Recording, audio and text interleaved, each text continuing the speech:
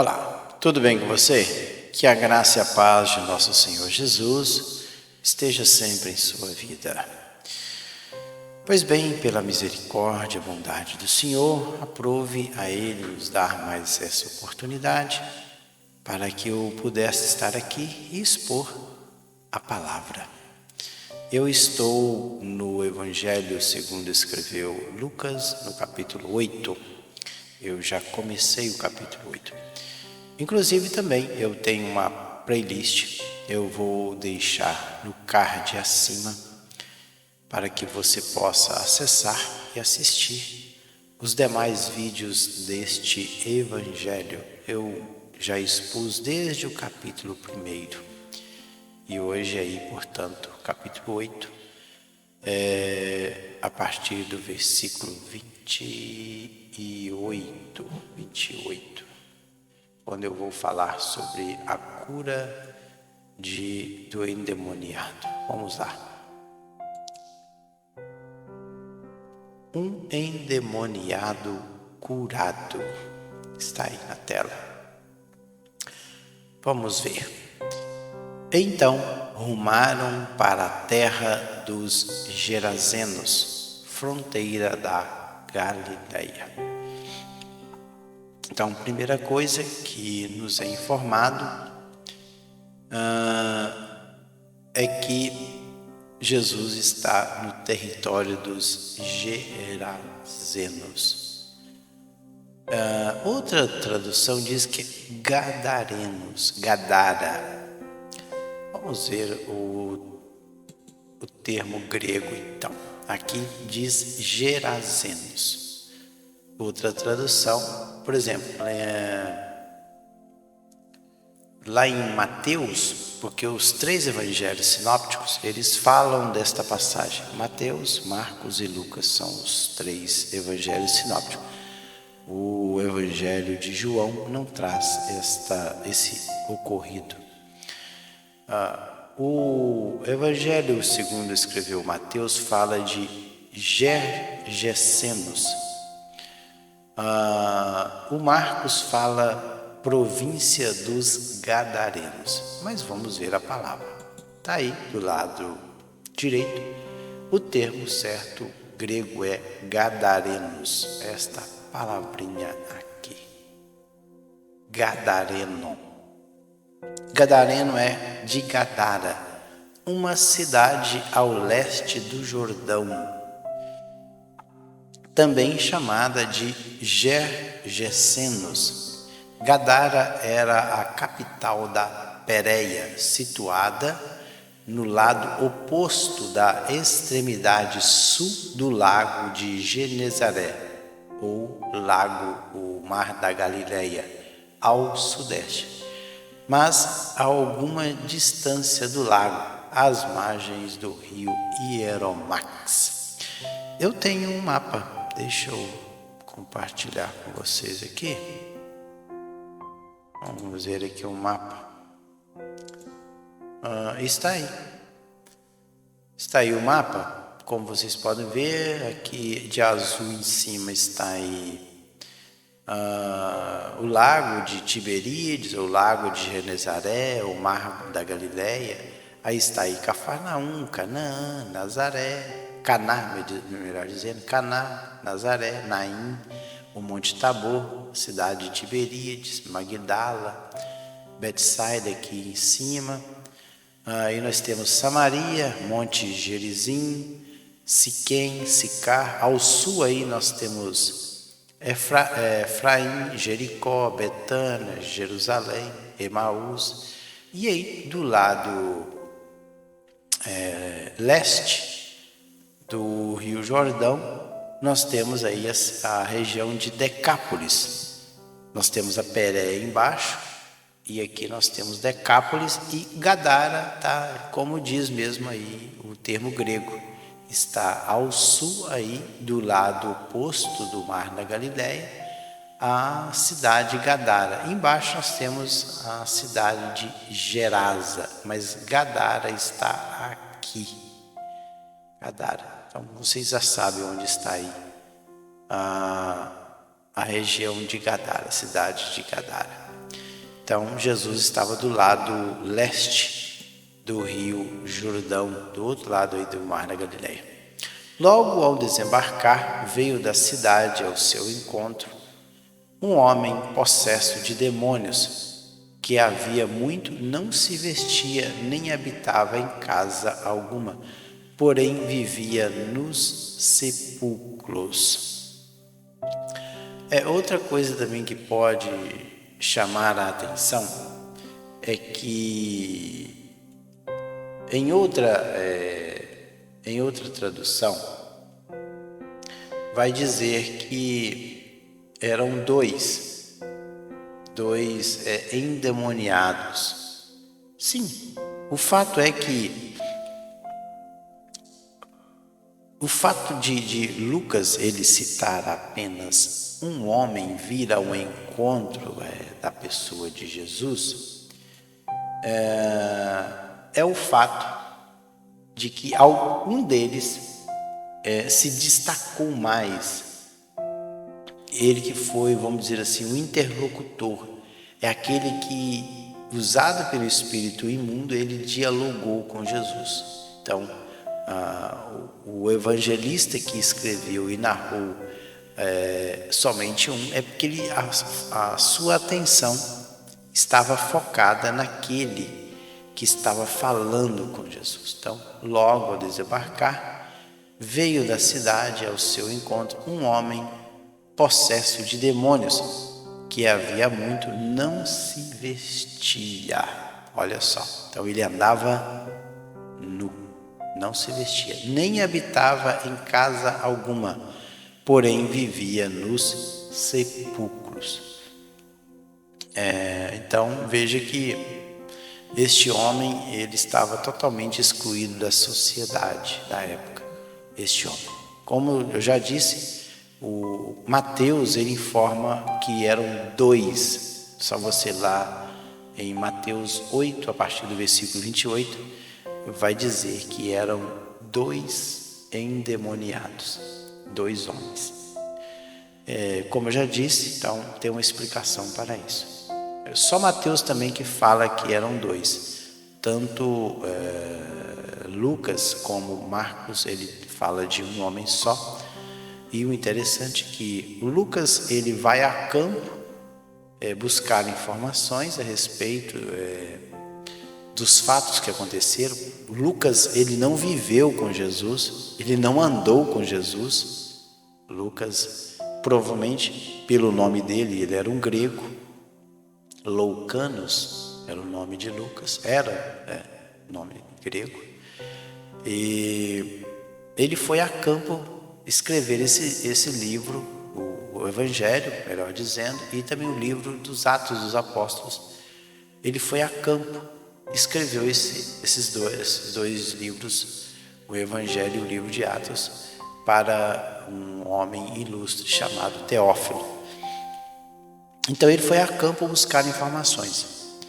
O Marcos, segundo a história, a tradição, não podemos confiar muito na tradição, mas Marcos, dizem que ele escreveu o Evangelho baseado na informação de Pedro.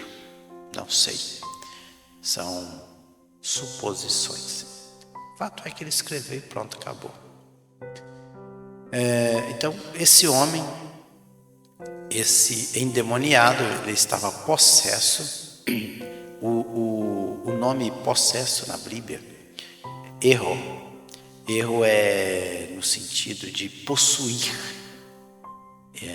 O espírito imundo possuía esse homem como um utensílio, como um vaso. Porque o termo também é usado, unidos, ser usado, ou seja, esse homem ele era usado, ele era possuído, ele era como um vaso, utensílio na mão dos demônios. Daimonion é um espírito imundo, um mensageiro, ministro do mal. E havia muito, pode ver que aí muito tempo, vamos dizer assim, o termo muito aí é ricanos da ideia de muito tempo. Não se vestia, endidusco, cobrir-se. Ele não se cobria, ou seja, vivia nu. E habitava, meno aí, ele permanecia, ele ficava nos sepulcros, mimena, no lugar onde sepultava os mortos. Vamos lá. E quando viu a Jesus, prostrou-se diante dele, exclamando e dizendo em alta voz. Então veja bem que Jesus não foi até ele. Foram os espíritos imundos que estavam na pessoa deste gadareno, que vieram até Jesus. Foram eles. Então foram os espíritos imundos que estavam na pessoa dos gadarenos, desses homens. Aqui no fato Lucas fala de que foram até Jesus. E quando eles chegam perto de Jesus, eles se prostram. Claro que o termo aqui, prostrar aqui, não é no sentido de adoração. Temos que analisar aí, que proskinel é adoração. Na língua grega, quando diz que prostrou-se, aí o termo proskinel é prostrar e adorar. Só que aqui prostrou-se é prospipito, e prospítero é cair perante, em reverência, mas não em adoração. Eles caíram. Então o primeiro significado de prospípito é cair. Quando eles chegaram diante, eles caíram por terra e exclamando, dizendo em alta voz: que tenho eu contigo, Jesus, Filho do Deus Altíssimo? O que nós temos contigo? Uma tradução mais, o que queres conosco? Tipo assim, por que o Senhor veio para o nosso território? Mais ou menos assim, o que temos contigo? Rogo-te que não me atormentes. Rogo-te, ele pediu, é um pedido, deomai. Deomai é suplicar, que não me atormentes. Outra coisa é que ele reconhece Jesus como Filho de Deus. Eles sabiam muito bem com quem estava lidando. Olha, que tenho eu contigo? Jesus, ou seja, ali dentro daquele homem, a Bíblia diz que tinha uma legião de demônios. 6.000 demônios aproximadamente, se tomarmos por base a legião romana da época de Jesus. Mas um daqueles demônios também foi o porta-voz, ele que conversou com Jesus através da boca daquele homem. Então, que tenho eu contigo? Ele não usou engraçado plural. Que tenho eu contigo, Jesus, Filho do Deus Altíssimo? Altíssimo é rupicitus, de condições elevadas. E rogo-te, suplico que não me atormentes. Atormentar aí é bassanizo. Bassanizo é torturar, ser afligido, molestado. Interessante. Porque Jesus, olha, por que ele estava fazendo isso? Porque Jesus, então Lucas vai explicar, porque Jesus ordenara ao espírito imundo que saísse do homem, pois muitas vezes se apoderara dele.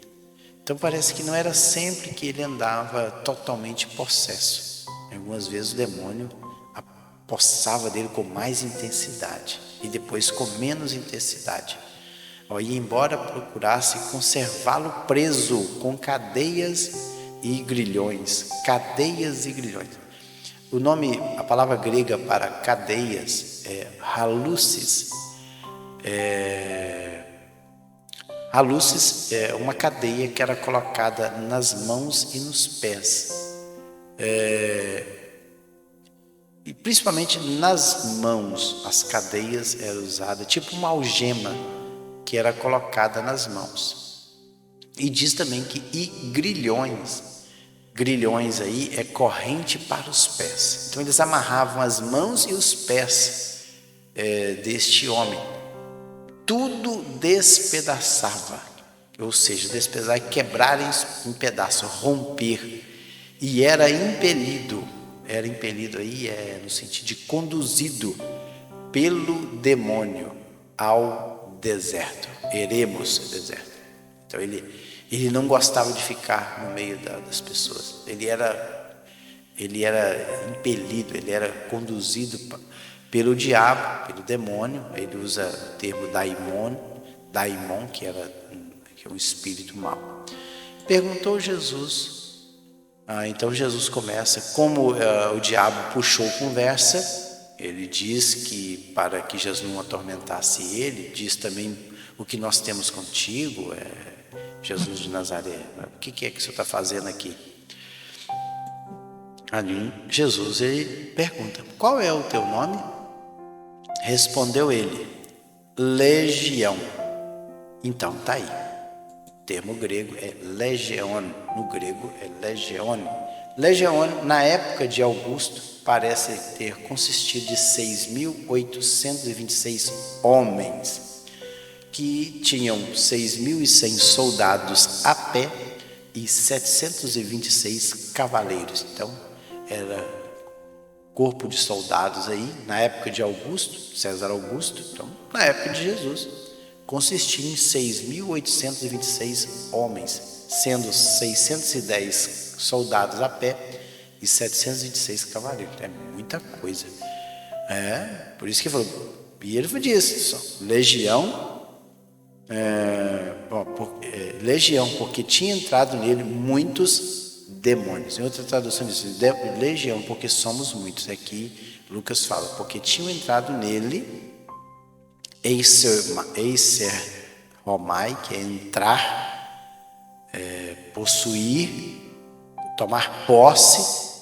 Esse termo grego, muitos demônios, usa mesmo daimônio.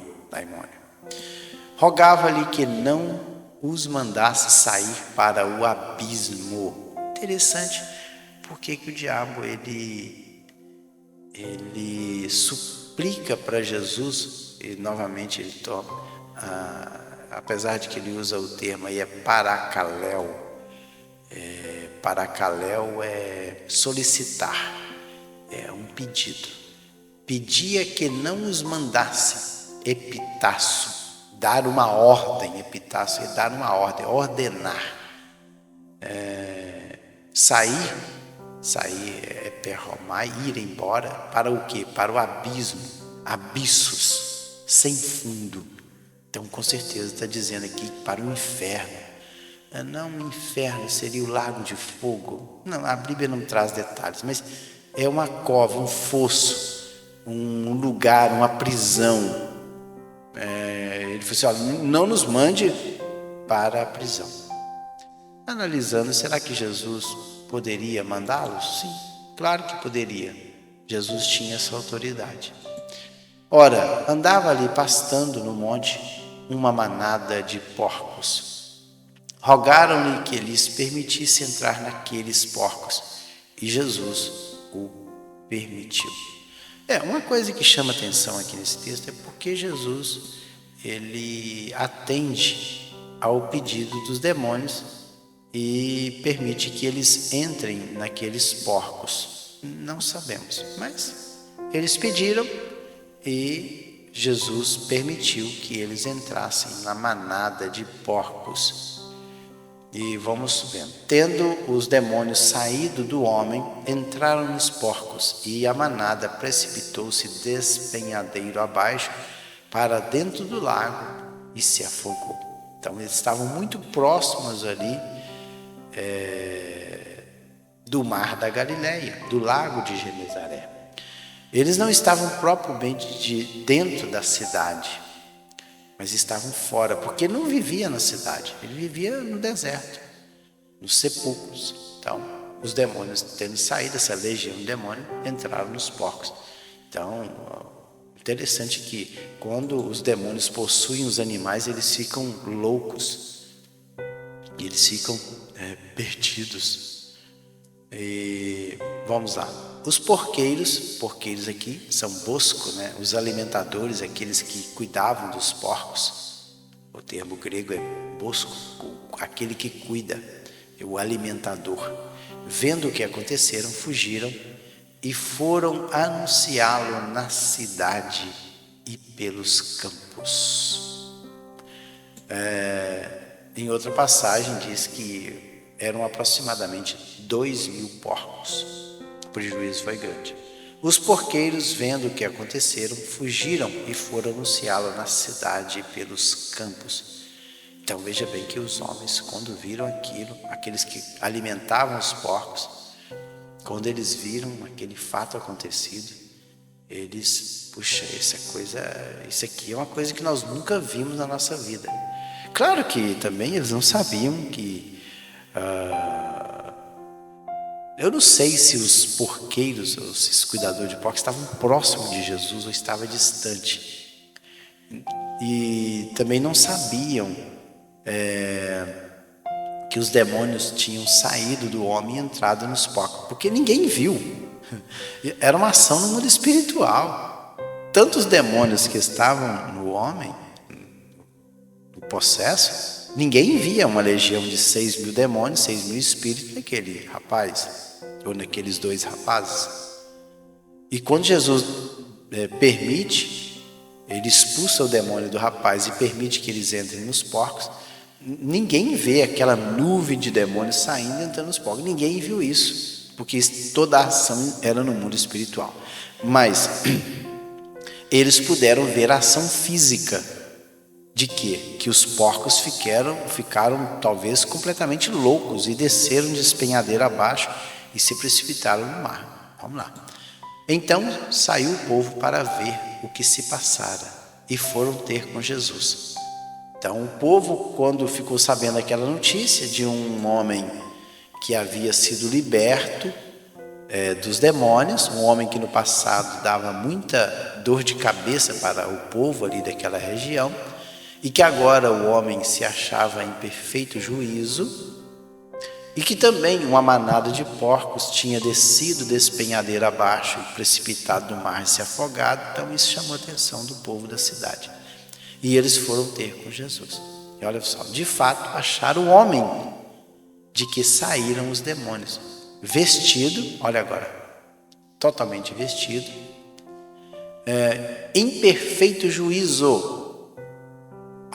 O termo grego é sofronel. Então veja bem que provavelmente no passado ele não tinha juízo perfeito, eram loucos. Tudo indica, porque se Lucas usa em perfeito juízo, e a palavra sofronel é de ter a mente ou estar mentalmente saudável, é que antes do fato acontecido eles tinham a sua mente totalmente perturbada. Assentado aos pés de Jesus, e ficaram dominados de medo, ficaram com medo, fobel. Olha aí. E algumas pessoas que tinham presenciado os fatos contaram-lhes também como fora salvo o endemoniado. Então, os que estavam ali contou o que tinha acontecido. Todo o povo da circunvizinhança dos Gerazenos, que é Gadarenos, rogou-lhe que se retirasse deles, pois estavam possuídos de grande medo. E Jesus, tomando de novo o barco, voltou. O homem de quem tinha saído os demônios rogou-lhe que o deixasse estar com ele. Claro, depois de um milagre desse, qualquer um quer seguir Jesus. Aí Jesus não permitiu. Jesus, porém, o despediu, dizendo: volta para casa e conta aos teus o que tudo fez por ti. Então foi ele anunciando por toda a cidade todas as coisas que Jesus lhe tinha feito. Então veja que os Gerazenos, que habitavam ali a região de Gadara, eles não quiseram a presença de Jesus. Interessante, hein? É o oposto dos samaritanos. Quando Jesus tem um encontro com aquela mulher ali no Evangelho de João capítulo 4, quando Jesus tem um encontro com a mulher samaritana, a mulher samaritana vai até a cidade de Sicar, e lá na cidade de Sicar, ele começa a falar, Jesus não realiza nenhum milagre na cidade de Sicar. Jesus somente prega o evangelho, ensina as pessoas. E ali eles ficaram tão maravilhados que Jesus ficou 2 dias ali na cidade de Samaria, ali na região de Samaria, na cidade de Sicar. Ficou 2 dias ali. E Jesus não realizou, não diz lá que Jesus tem realizado nenhum milagre. Ele somente revelou a vida daquela mulher, fez uma mudança na vida daquela mulher e anunciou o evangelho do reino na cidade de Sicar. Ficou 2 dias, eles ficaram maravilhados e receberam Jesus assim de bom grado. Aqui não, aqui Jesus realizou um milagre extraordinário, ele expulsou o demônio de um homem. Viram toda essa maravilha, em vez de acolher Jesus, ele simplesmente pediu que Jesus fosse embora. E Jesus, interessante, Jesus é tremendo. Eu fico maravilhado na pessoa de Cristo. Como Jesus é uma pessoa assim, educada, tranquila. Ele não questionou. Tudo bem, vocês não me querem aqui, eu vou embora. E Jesus não falou nada. Simplesmente, eu vou embora. Vocês não me querem, tudo bem. E Jesus tomando o barco de novo. Então, do mesmo jeito que ele chegou, ele voltou. Foi para o outro lado do barco. E aí, como o homem, que recebeu esta cura maravilhosa, essa libertação extraordinária, ele queria agora seguir a Jesus. Ele queria estar ao lado de Jesus, já que os seus conterrâneos ali não queriam. E Jesus não permite. Interessante que, nesse caso aqui, Jesus não permitiu que ele seguisse, fosse com Jesus.